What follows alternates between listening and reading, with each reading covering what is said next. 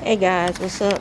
It is December 24th and it is warm. It's supposed to like 68, but it feels like it's 70 outside. So I'm going to show you guys what I've done so far in the garden. And look, this stupid tree is budding. So we might not get no figs this year. Can you guys see that? It's hard for me to see on this camera screen. Yeah, the stupid fig tree, and there's a couple of figs still up there, but we've had a frost. But yeah, this stupid tree is budding, y'all. Okay, so as you can see, I haven't knocked that back yet. I'm gonna mow it first, and then we got a piece of landscape tarp that will cover as much of it as we can. And I put cardboard down over here on the herb side so that we could kill any grass and weeds. There's a couple of gaps I gotta cover up, kill most of the weeds up under there and whatnot. But the ground is still real soft from where we used to garden because we haven't really done anything to it, and mowing has been minimal back here. So this is my little bucket with my walking onions in there, and I've been putting oranges and stuff in here, and they're doing good. They're still alive considering the condition they were in when they got here in the mail. So I've just been putting little bits of vegetables and stuff in here. You want a video for me? And so it can just break down, and maybe some worms will crawl up through the bottom, the holes in the bottom, to come and get this stuff to help break it down and whatnot. See, some ants are in there. Hopefully they ain't moving in there. But so this used to be our mulch pile over here, and it still has some nice dirt over here where we didn't get it. So we're gonna probably be getting this dirt up and taking it and put it over in the other bed. We cleaned off most of the ivy off of the side of the barn. We gotta scrape and paint the eaves. We still gotta replace those two missing windows.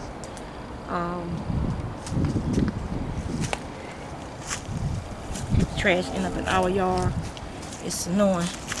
My husband's been working on the basement door, and so this is the leftover fence slats, and he stained it with the stain and seal, and we still got to do the last one for this side over here, but it looks real nice.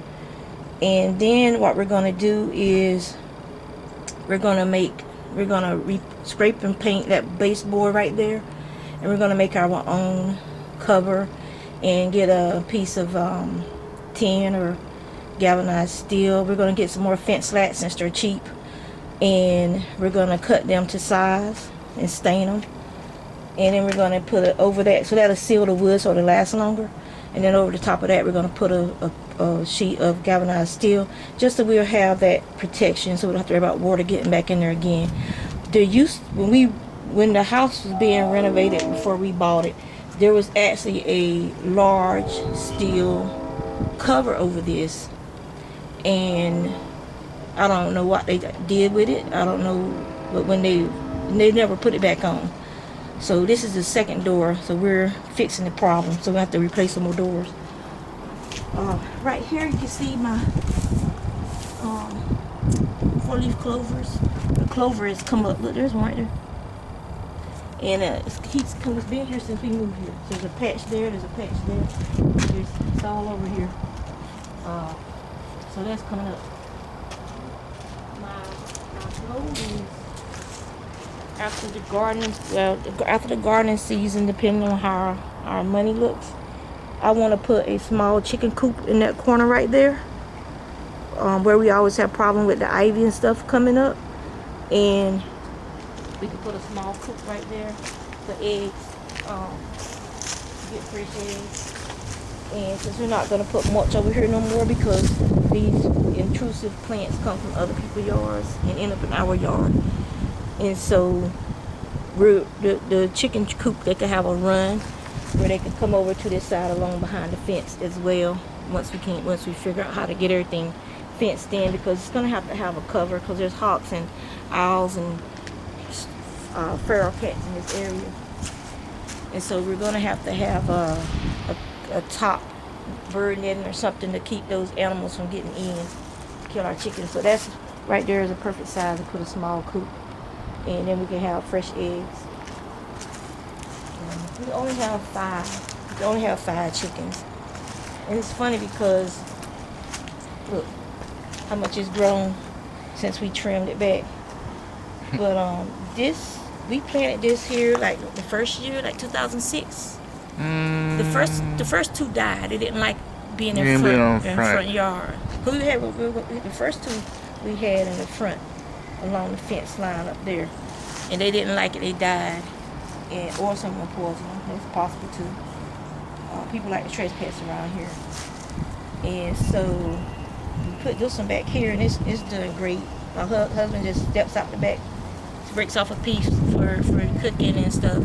So last night after I got off from work at 4:30, so we used what daylight we had, and we started moving soil, and we finished pruning back the banana trees, the ones we wanted to cut back. This one is rotting. It's not going to come back. At least I don't think it will. And I should have went ahead and cut this one all the way down. But we have pups. We have several banana pups up here. There was one coming right here. I don't know if it might still make it. But there's a pup here. There's 2 pups right there coming up side by side. We got this pup right here. Got this one. We got another one here. We got 2 back here. There's 2 back here now. So we got several pups that we're going to be separating and putting in 1-gallon pots come spring. And so we can sell those. So these banana plants make, come on. This is my potting table my friend Vicky gave me. I'm gonna turn this water barrel into a compost bin. So we're gonna move it probably back here where the other compost stuff is at. We'll probably put some worms in here. But it has this screen on the top, so we'll probably block that off. But yeah, so come back here.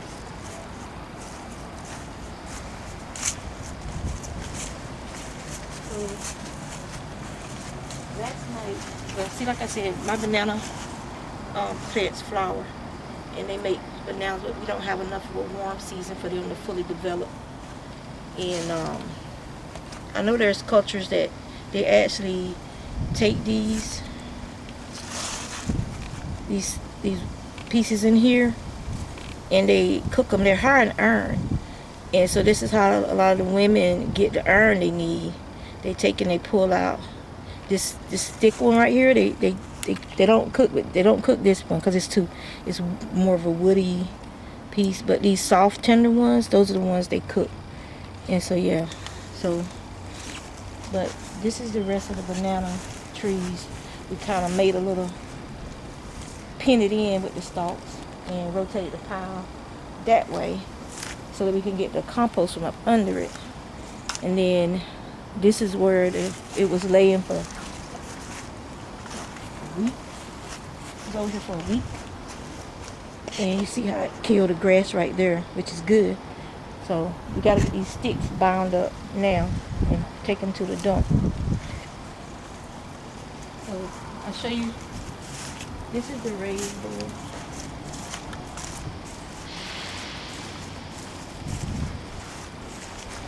And it's too wide. So we're going to split it because it should be able to reach across the bed. So we got to split the bed. It's like 3.5 feet by the length. So we can reach over. My husband could probably reach over because he's 6 foot something. I can't. So we're going to have to split the bed. It's enough for 3 beds. So we're going to have to split the bed and move the bricks where we split it at.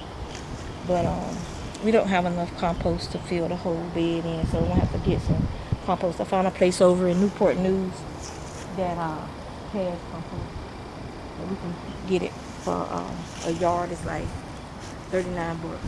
They got mushroom compost, topsoil, mulch, pea gravel. They got a little bit of everything there. So I'm gonna be getting some mushroom compost, topsoil, and some garden compost and mix them all together to add to this bed. And to over there by the fence be another bed. That's where a pallet was. No, a fence panel, an old fence panel we took down was laying over there. Because Tater used to sit on top of it and stuff. And so we want to try and maximize as much space as possible back here for garden, for growing vegetables. Eventually, all the way back, this whole area over here eventually will have really growing vegetables. That's my goal. Well, we got to start somewhere to get back in the garden. So that's, so y'all can see my face now since the other camera is messed up. It's not messed up, it's the way I got it mounted so that I can use it. But that's my plan. And I guess we're gonna be in Norfolk. My husband is a city boy. He will not do well living down in North Carolina. I can only tolerate North Carolina for short periods of time because I love the area. It's the fact that you're too close to my family. I just tell the truth. So yeah, and so we've been doing some little amount of repairs around the house and stuff, and we'll keep doing that since this is going to be our forever home. So now it's time for me to accept that and go ahead and start making it my own, put pictures up, stuff like that. We've been here since 2006, and after the renovation work from when we had the house fire, we never put our pictures and stuff back up because I think in the back of my mind I was getting homesick and excuse me. But my mom's, I'm gonna get emotional, I'm sorry about that, but my mom's gone, my dad's he has Alzheimer's dementia and he's not doing well. And I just, even though I would love to be down there and have the land around me and stuff, I like having peace of mind, which we're here for the long haul now. So we're just trying to do what we can and maximize the land that we have as far as growing vegetables and fruit and stuff like that. I want to get a couple, like an apple tree, a pear tree, a peach tree, and then we can get some non-thorny raspberries, blackberries, loganberries, something that doesn't have a lot of thorns because I have my granddaughter to put in again.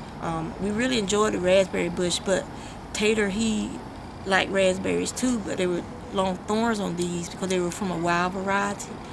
And so he scratched his eye and trying to get to the fruit. So we took them out because they're also very invasive. So the next time we grow them, we'll be probably growing them in pots, somewhere where it's easy for us to control their growth. Once my daughter's car is up out of here, we could probably look into getting a mini greenhouse or something, or either putting a mini greenhouse on that side of the barn over there where the mulch pile is at. It all depends. Or we might be able to get the sides taken out of the garage some kind of way and put glass panels up and turn part of the garage into a mini greenhouse. But I'm dreaming again about stuff that I enjoy, and so that's what's important, I think. And plus for me, I'm having more and more trouble with food and stuff that I eat, and so I think getting back to eating mostly vegetables and fruits and again will help me as far as getting the calories I need, and also be a healthier food source. And everything is like I can't eat tomato paste stuff anymore. It gives me the most horrible heartburn. Technically I'm allergic to tomatoes, but I've been eating them bad.